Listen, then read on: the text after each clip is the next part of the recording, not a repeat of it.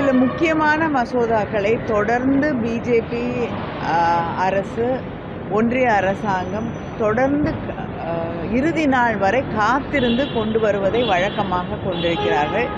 எதிர்க்கட்சிகளுக்கு அந்த கொண்டு வரப்படக்கூடிய மசோதா அவற்றை படிக்கக்கூட அவர்கள் நேரமோ அவகாசமோ அதில் மீது கருத்துக்கள் சொல்லுவதற்கோ அவகாசம் இல்லாமல் அதை எதிர்ப்பதற்கோ இல்லைன்னா அமெண்ட்மெண்ட்ஸ் கொண்டு வருவதற்கோ அவகாசம் அளிக்காமல் ஒவ்வொரு முறையும் இதை செய்து கொண்டிருக்கிறார்கள்.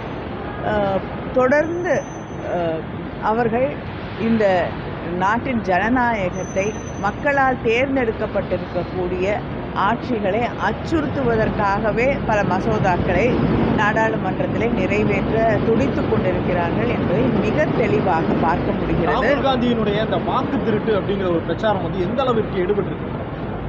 நிச்சயமா மக்களுக்கு மனசுல இந்த இருக்கக்கூடிய ஒன்றிய அரசாங்கமோ இல்லை என்றால் பல மாநிலத்திலே இருக்கக்கூடிய ஆட்சிகளோ நாங்கள் தேர்ந்தெடுத்து உருவாக்கி இருக்கக்கூடிய ஆட்சியா அல்லது ஒரு ஒன்றிய அரசாங்கமும் தேர்தல் ஆணையமும் இணைந்து உருவாக்கி இருக்கக்கூடிய ஆட்சியா என்ற ஒரு மிகப்பெரிய கேள்வியை அவர்கள் மனதிலே அது விதைத்திருக்கிறது.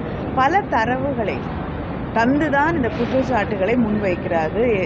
திரு ராகுல் காந்தி அவர்களாக இருக்கட்டும், எதிர்க்கட்சிகளாக இருக்கட்டும், இந்த கருத்துக்களை அவர்கள் எடுத்து சொல்லும் பொழுது, குற்றச்சாட்டுக்களை சொல்லும் பொழுது தரவுகளோடு இருக்கக்கூடிய சாட்சிகளோடு தான் சொல்கிறார்கள். ஆனால் அதற்கு எந்த பதிலையும் நாடாளுமன்றத்திலே எஸ்ஐஆர் பற்றி ஒரு விவாதம் இருக்க வேண்டும் என்று தொடர்ந்து எதிர்க்கட்சிகள் குரல் எழுப்பிக் கொண்டிருக்கக்கூடிய நேரத்திலே ஒவ்வொரு நாளும் போராட்டத்தில் ஈடுபடக்கூடிய ஒரு நிலைக்கு தள்ளப்பட்டிருக்கக்கூடிய நிலையிலே இதுவரை நாளை நாடாளுமன்றம் முடியக்கூடிய சூழலில் இதுவரை அதை ஏற்றுக்கொள்ளாத ஒரு நிலையை நாம் பார்த்துக் கொள்கிறோம்.